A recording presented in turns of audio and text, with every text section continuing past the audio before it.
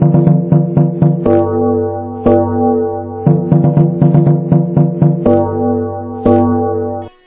श्री केदारनाथ। केदारनाथ ज्योतिष और वास्तु के इस कार्यक्रम में आपका हार्दिक स्वागत है। आज मैं आपको वास्तु में ब्रह्म स्थान के बारे में बताऊंगा।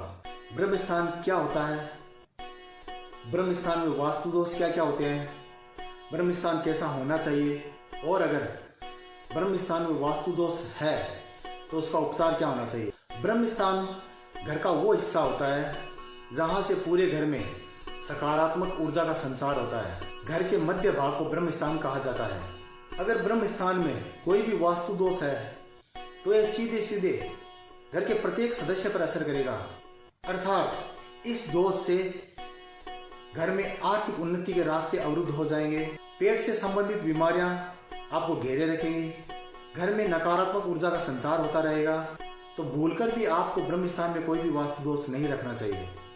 जिस प्रकार से प्रत्येक देश की राजधानी में जो भी कानून बनता है वो पूरे देश पर लागू होता है, ठीक उसी प्रकार से हमारे घर का जो केंद्र है उसमें अगर कोई भी वास्तु दोष है या वास्तु सम्मत उसमें कोई निर्माण है तो वह हमारे पूरे घर पर लागू होगा। वास्तु में चारों दिशाओं से आने वाली जो भी ऊर्जा है उसका संरक्षण केंद्र में होता है, यानी हमारे ब्रह्म स्थान में होता है। ब्रह्म स्थान चाहे घर का हो, कारखाने का हो या फैक्ट्री का हो, जहां तक हो सके ब्रह्म स्थान को खुला रखना चाहिए। आज का जो परिवेश है उसमें हम ब्रह्म स्थान को खुला नहीं रख पाते हैं। जगह की कमी समझ लीजिए या फ्लैट सिस्टम कह लीजिए, हम ब्रह्म स्थान को खुला रख ही नहीं पाते हैं। फिर भी ब्रह्म स्थान में आपको ऐसा कोई भी निर्माण नहीं करना चाहिए जो आपको पूरी लाइफ समस्याएं पैदा करे, आपकी पूरी लाइफ डिस्टर्ब कर दे। अगर आपके घर का ब्रह्म स्थान दोष मुक्त रहेगा तो आप उस घर में आनंदमय जीवन व्यतीत करेंगे। ब्रह्म स्थान में क्या वास्तु दोष होता है वो मैं आपको बताने जा रहा हूँ। ब्रह्म स्थान में जो सबसे बड़ा वास्तु दोष होता है वो होता है सीढ़ियों का निर्माण।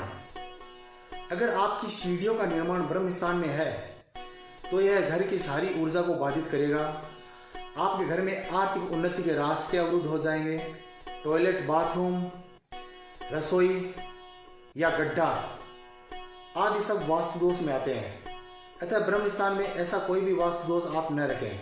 अगर आपके घर के ब्रह्म स्थान में ऐसा कोई भी वास्तु दोष है तो आपको यथासंभव उसको हटाने का प्रयास करना चाहिए। ब्रह्म स्थान के वास्तु दोषों की रेमेडी बहुत ही कम होती है।